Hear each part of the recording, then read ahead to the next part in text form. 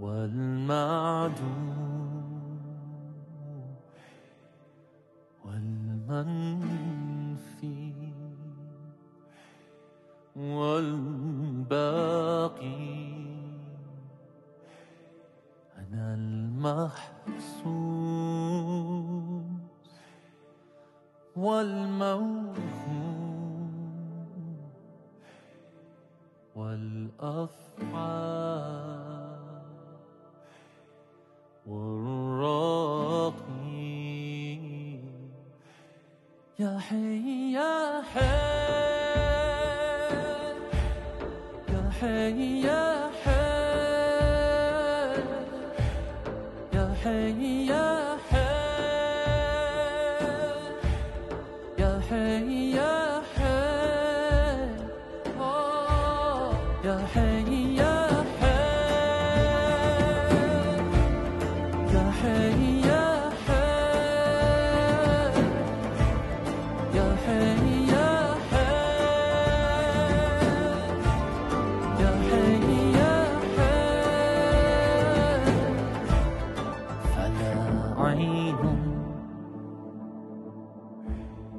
ولا بصر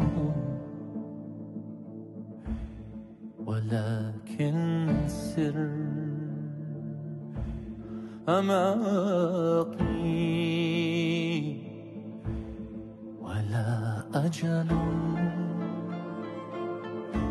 ولا عمر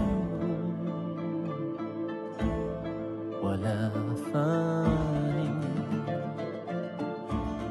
ولا باقي. يا حي يا حي يا حي يا حي يا حي يا حي يا حي يا حي يا حي يا حي يا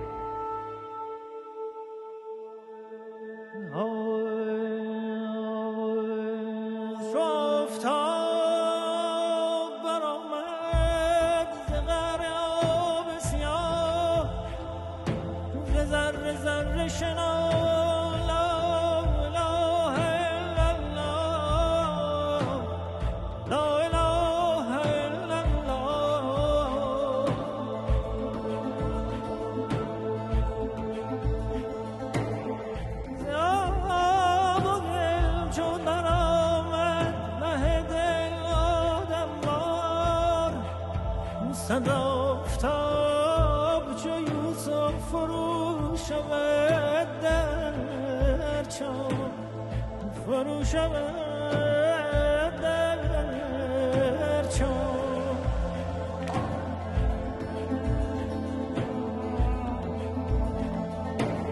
خاموش کردم از این پس که از خاموشی من جدا